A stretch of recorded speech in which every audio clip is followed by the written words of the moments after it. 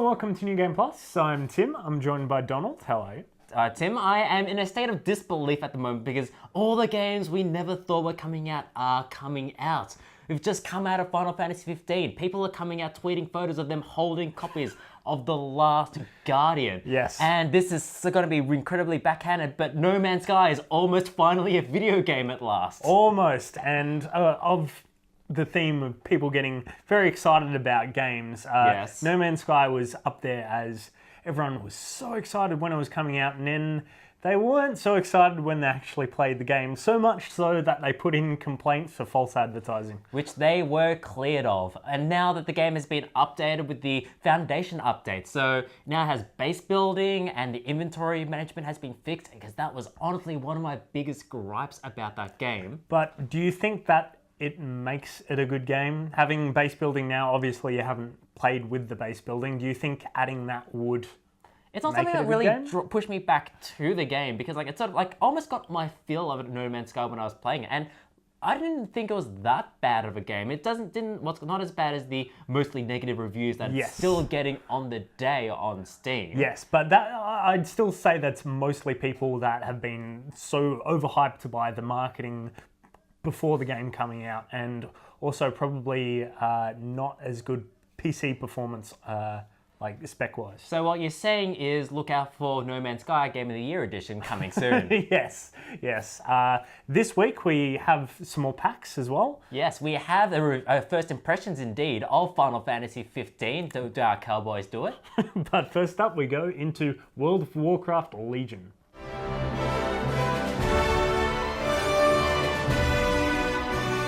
Well, it is 2016 and World of Warcraft is still relevant, even more than ever, with the return of Illidan and the Burning Legion in World of Warcraft Legion. Yes, everyone's very excited about going back to this storyline. I personally love it because it follows on a lot from the Warcraft 3 and also the earlier expansions, so I was very excited coming into this. It's been out for about a month now.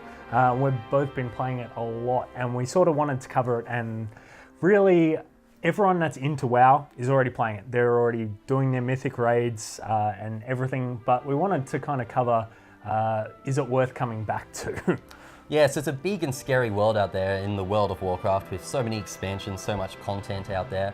But if you're looking to get into it from the start, it's an interesting time because the game itself, Legion, the base core of the package has a lot in it to enjoy. There's a whole bunch of zones. They all have separate stories, separate characters. There's a bunch of all different little stories and adventures to get through. I do like how they've set it up this time around. Once you complete the zone, the dungeon is at the end of the zone. It's all self-contained, and there's a lot of like little quests that are quite memorable. And I've found that I was enjoying the leveling experience a lot more than previous expansions.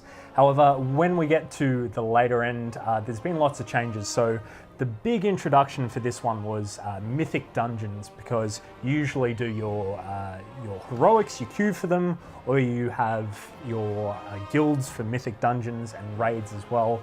But there's certain levels of mythic dungeons, and you've done quite a few. That's right, I've done the dungeons, I've done the heroic dungeons, I've done the mythic dungeons, Yep. and then I've done the mythic plus dungeons. Yes. There's a lot of content cycling going on here. Now, there's a lot of new content in Legion. There's a lot of stuff like the class hall missions, which is interesting because there's actually a lot of unique quests and Yes. stories. So there's actually so much content in this game. It was just, I got very disappointed when I played through it all. It kind of got to a wall where I was unable to progress anymore in the main story of Legion. Yes, so basically what they've done is once you hit a certain point in the story, it stalls, because we haven't seen Illidan yet. He's on the front cover, as you said. That's right. So we haven't had a complete story experience. It kind of just stops waiting for new patch content to arrive. So they've set up a quest that will take weeks to finish, just because they haven't finished off the content yet. It's been stopping and starting a little bit. That was one of my big grievances in the last expansion, Draenor, is that there were so many dailies. You were so required to follow these time gates that Blizzard set to you. And I found that wasn't such a thing in Legion up until now. Yes. Up until right now, they've introduced a quest that literally takes a minimum of 8 weeks to complete. They just Yeah. put an artificial time limit on it purely to kind of just lock you in there, either because one, they want you to stay around for 2 months of subscriptions, or two, they just don't actually have the content yet. Yeah. And the full story of Legion is not present in the game as of today. Yeah, so we have enjoyed our time with it so far. At the moment, we're a bit angry with it, but maybe in future when the patches come out and it's more of a complete package, we'll enjoy it a bit more. But until then, the source code for the legacy servers went open source, so we'll see if those servers come back.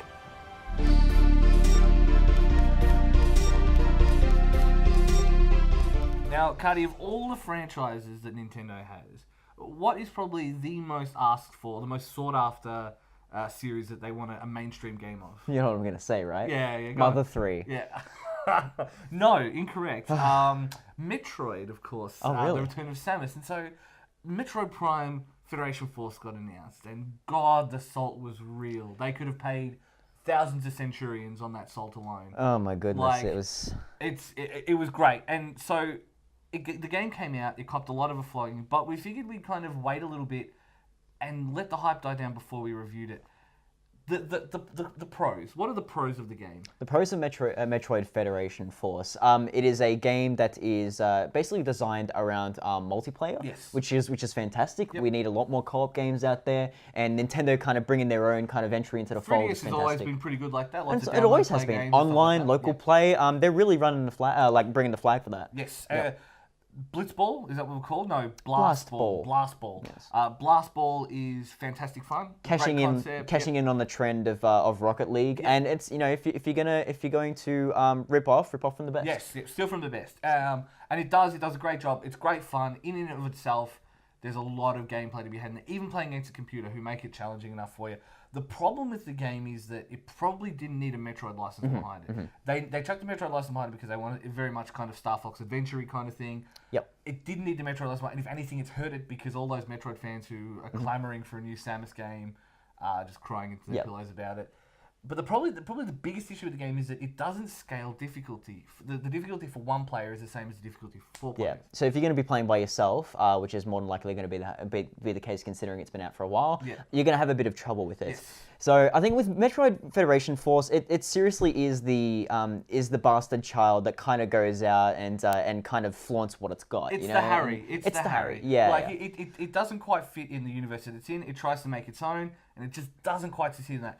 Is it fun? Yes. Blitzball included, it's maybe worth a look, but only if you got friends. Sorry, Shay.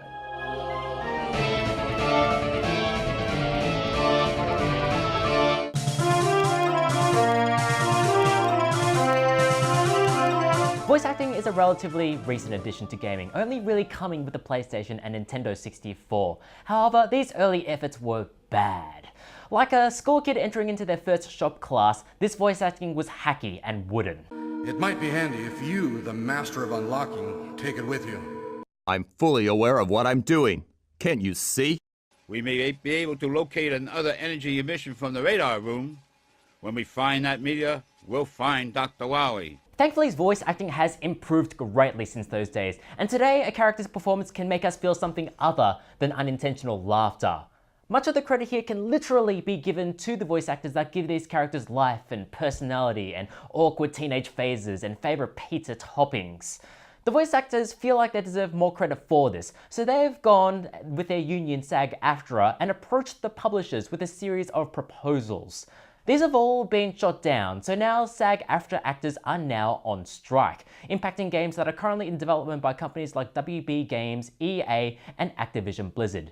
You can just tell that at the moment, a tired sound engineer is exhaustedly explaining to Bobby Kotick, the CEO of Activision, that no, just because you're in Moneyball doesn't mean you can also voice act all the characters. Why not? So what are the reasons for this strike? Well, there are three main areas of contention between the union and the publishers. The first one is actor health and safety, particularly in relation to vocal strain on the actor's vocal cords, because extended sessions of creature voices and battle shouting can cause actors to cough up blood, or even in some cases lose their voices for weeks on end. You know, the voices, the thing they need to... Sorry about that. Currently, these sessions are capped at 4 hours, which is an awful long time to be shouting things like, "Fire in the hole!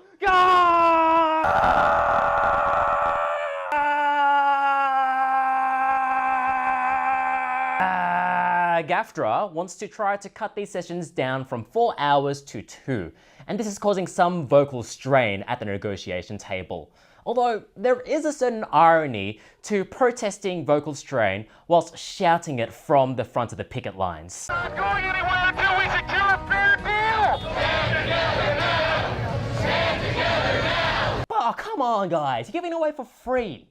Which is what some actors might be thinking to themselves when they sign up for a project without knowing their true nature, which is the second area of contention, project transparency.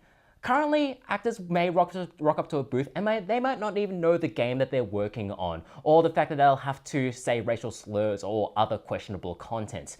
You may know Keith Farley as the voice of Kellogg on Fallout 4. If you didn't know this, don't worry, because neither did Keith Farley, because he worked on that game for 18 months without being told that it was indeed Fallout 4. It would suck to not know what game you're working on. It'd be like going onto the set of a cutting-edge comedy, except it turns out that it's an Adam Sandler movie and that he wants you to look into this exhaust pipe. Except it isn't an exhaust pipe, it's Kevin James's open gaping butthole. Now, actors, they have a proclivity for thinking that they can change the world through aphorisms and wristbands, but we're talking about the overly secret nature of gaming announcements, and I don't think even they can fix this one. The main area of contention in this strike, however, is contingent payments, which is fancy contract speak for royalties. SAG-AFTRA is demanding that voice actors get paid royalties for every 2 million copies of a game sold, with the royalty cap at 8 million units. This one, the publishers have emphatically shot down, saying publicly that to give voice actors royalties but not developers, artists, or programmers would be, quote, fundamentally unfair.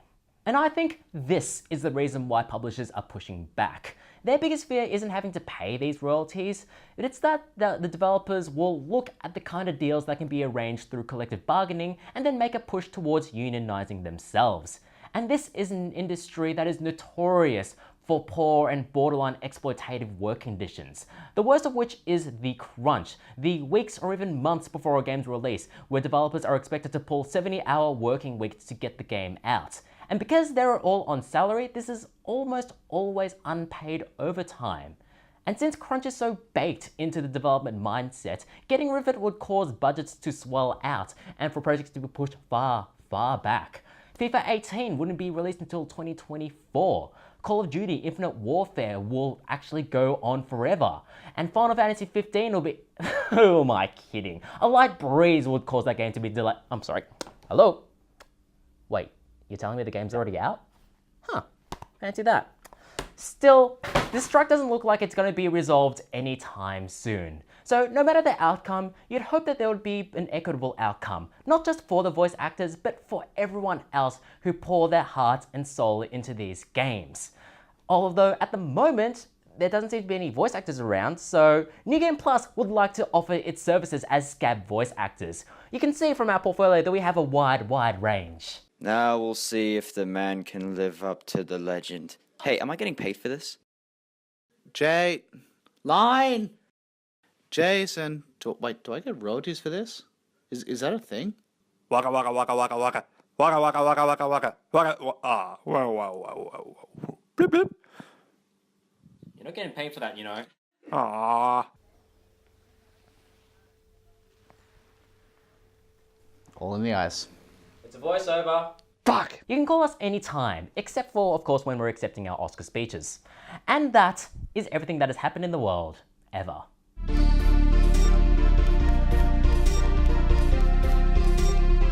Now every year JFF rolls around, I try and make you watch more and more JFF films.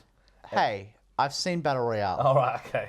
Well, thank you for that. I you mean do the like, Hunger Games? Yeah. I do like Japanese films, and the Japan Film Festival that tours around Australia is a great opportunity to see a bunch. Yes, and one of the ones that I made you watch this year that you seem to have enjoyed, taken to more than I thought, is Hentai Come Into the Abnormal Crisis. So it's the second film in the series. It's an unusual superhero story. So basic premise. He's the son of a dominatrix and of a cop. So he's a pervert for justice. And when he puts on his girlfriend panties, he turns into basically superhero. an unstoppable beating machine. who uses perverted fighting techniques to defeat his enemies. It's exactly Mostly involves rubbing them against his crotch. Yeah, that's where the power comes from. Yes. The thing about it is, it really is probably the most trauma film made in Japan. Like it harnesses the hero's journey really well. Yeah, it is that sort of classic superhero story, that hero's journey, but it completely embraces its B-movie-ness. And the absurdity, yeah. Yes. And that's the thing, it plays strong into that. The hero's journey actually follows what you would expect. You know, he learns ways to reactivate his powers, blah, blah, blah. But it conveniently takes the piss out of it at every single point, which makes it a better movie for it. I mean, obviously, if that's the idea of the fact that it's a superhero who puts panties on his face and becomes, perfect for justice, thinks that could be amusing, you'll really like this film. Yes. If you think that's stupid, you're probably not going to like the film. Yeah. It's something that, like... But then I think there's something wrong with you, so... Yeah. But I mean, like, it's very, like, okay, it's going to appeal to certain people, but those people will really like it. Yes. The other one is, you watched another movie that was in a kind of a twist on my previous Before one. we segue across, I would say this film is actually probably one of my favorite superhero film of the year. Better than, X-Men, Civil War, Batman vs Superman, probably better than Deadpool. Yeah. And they all blur together. Yeah. Liam would have changed his mind if he saw Bingle Dingle Cumberbane in a and probably better than Doctor Strange as well. The other one was Kampai, For the Love of Sake, which is an American documentary about Japanese brewing. So, yeah, well, look, I do love docos. This was a bit different because it wasn't necessarily about sake or the history of sake or how it's made. It's more about 3 different people who are involved, or their life revolves around it, including 2 brewers, one Japanese who comes from a long line of brewers, and also one guy from the UK who spent 25 years in Japan. And then there's also... the American. Then the American, who is the sake evangelist, who teaches, writes about, and spreads the word. So the brewers were really interesting. You get insight into their lives and also about what it takes to brew. It seems a bit shallow on the surface, though. It seems like it doesn't really go into the history of it as much. Yeah, so it's more focused on these three people and how sake affects their life, or why it's such a big part of their life, as opposed to a general overview of them. Is it still worth watching, though? I think so, definitely.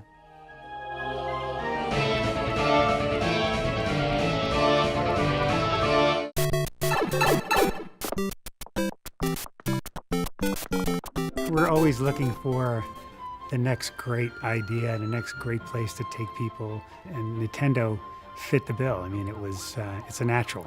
やっぱり親子幅広い年代のお客さんに同じように楽しんでもらうアトラクションを作ろうということで今一生懸命作ってるんですけども。When they're transported into that world and they stand there for a moment and see it in front of them as if they had just walked into their game platform, I think that's going to be a really exciting time.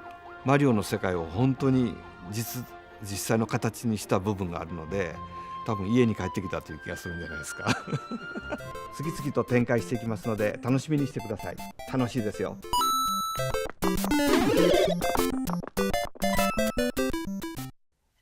Now that I think about it, Nintendo seems almost the perfect fit for a theme park. Yeah, it's not like the massive Blizzard theme park that's happening in China. And which is basically just a Hearthstone queue. Pretty much.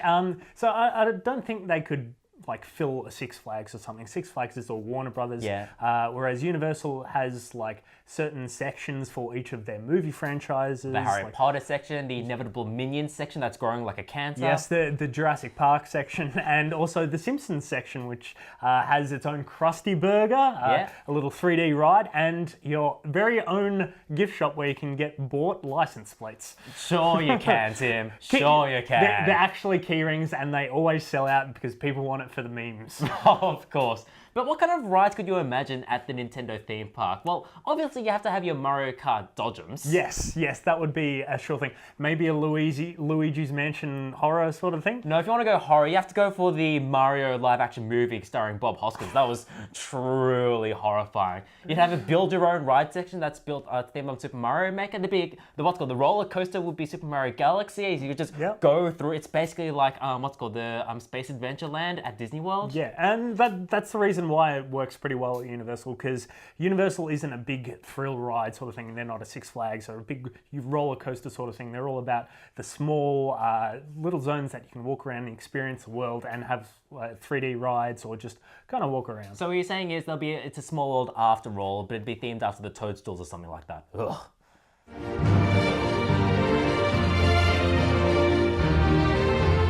Now, we've had lots of discussions in the past about the Final Fantasy series and how I've never been able to get past the combat in a lot of the games to engage in the story. Type 0 HD for me signaled a change that they understood that there is the potential to do other types of combat, other types of systems in their games and incorporate that. My impressions of Final Fantasy 15 seems to be that they've pick that up and run with it for the mainline series, which is a big turn of events. Yeah, now like after 10 years of development, and I can't believe we're sitting here talking about this now, it's been so long. With Final Fantasy 15, it's really kind of really fulfilling that vision of what Final Fantasy should have been. Like, you know, consoles are becoming far more powerful now, and they're finally fulfilling that vision. Final Fantasy 15, for all intents and purposes, fulfills a lot of Western sensibilities, like open world environments, traversal, and combat, which we're seeing a lot of that bleeding over in Japanese development. Plus, there seems to be a lot of Western visual cues in this. You're driving around a countryside. You know, you've got the big car, you got the petrol. Like it's Pretty Boy Road Trip, but it's going for that kind of. I don't want to say 50s Americana, but it's going for that very Americana road trip vibe. How about we go the Japanese Wonder Years? Yes. All the way down to What would you do if Yes. And also using Stand By Me as well. It's just. It's truly the true embodiment of like that road trip, and you've got a lot of the Japanese hillbillies, everyone in Kansai dialect, talking to each other. It's really great. The world setting and the world building as well, and this is fantastic. A lot of the characters, the main characters, Noctis, Prompto, Ignis, and Gladiolus, all interact with the environment so well, to the point where Prompto actually goes around taking pictures. And it seems to be that, you know, in spite of the changes they made to the combat, which now have that more Vesperia live action, you know, Dragon's Dogma, yeah, fair call, yeah. A lot of that kind of feel to it. It really is about the Pretty Boy Road Trip, and it nails that idea that it's about Noctis experiencing his teenage years, going through all these different things. That unity, brotherhood. Yeah, and I think, like, as hokey and as like fucking stupid and esoteric as that sounds, it's really an intriguing way to do the game. Yeah, it's very campy, and the Warriors of Light kind of trope has gone so far with Final Fantasy, and they're doing a bit of a different spin on it. I know there are some issues with I guess when it comes to traversal, like the Japanese, in terms of Japanese development. With Final Fantasy 15, open world traversal still has a long way to go. It can be very annoying at times. David Cage's road trip. Like there are times where you're driving around in car and you constantly get interrupted by very powerful enemies. So it gets a little bit annoying at times. Plus the story isn't as cohesive as you'd think. 10 years in development, being part of the Fabula Nova Chrysalis series, you'd think they'd be conveying this narrative a lot better. But fortunately there are some issues where they just slap in a couple of videos without any sort of exposition whatsoever. I guess the screen at the start says a square game for fans and first timers. Is that an accurate statement? Do you think that first timers can come to this, and do you think that fans can embrace it as well? I think, like in terms of casual audiences of like jumping into Final Fantasy, that is also very true. But it also provides something new for some of the old time veterans as well. Like, you know, this is jumping into action RPG territory like Kingdom Hearts, and I would say that Final Fantasy 15 is definitely a game for everyone, for better or for worse. Now, I haven't been waiting for Final Fantasy 15 for an eternity like you haven't, Tim. Some people behind the camera. He's waving politely at us. Yes, but you have played quite a bit, haven't you? Yes, I started dipping my toe into the world of Final Fantasy 15 with Noctis and my fellow cowboys, going on my handsome boy road trip. Boy, they are handsome, aren't they? Their hair is so well done. Sorry, I digress. Hi, my name's Donald. Hello. But so far, like the game is a very sort of, it's taken its inspiration from a lot of what's pervasive in Japanese gaming at the moment. So, well, just as a small example, the pinball minigame that they have in there, in lieu of a card game, I guess, is basically just like every social game that you have on mobile at the moment. And even the combat itself, it's kind of like, it very much harkens to Monster Hunter more so than Final Fantasy ever has. Is the pinball forced on you? Because I keep seeing people post about it in the Discord. No, being quite angry at the pinball. It isn't the best pinball, I'll say that much. But no, it's an optional side thing, kind of like the minigames always were in Final Fantasy. So at least there are those things sort of like, despite the fact that this is a very different experience to other Final Fantasy, it's still those traditions that keep you grounded. Like, there will always be a Cid, there will always be a Chocobo, there will always be boys with very excellent hair being overly emotional with not quite the most optimal voice acting performances. But was it worth the wait? You know what? I just had to see what this game ended up being, and what it ended up being wasn't the worst. It wasn't anything super disastrous. It wasn't a Duke Nukem Forever, say, which is the worst of that. It'll be interesting to see how The Last Guardian will hold up when that gets released. Yeah. Well, on that bombshell, we will close out the show. Thanks, Please Jeremy. visit our website, www.newgameplus.tv. Like us on Facebook, facebook.com/NewGamePlusTV. Follow our Twitter and Instagram at NewGamePlusTV. And subscribe to us on YouTube and Twitch. We are New Game Plus TV. One word, no spaces. Thank you, Donald. Thank you, Tim. We'll see you guys next week.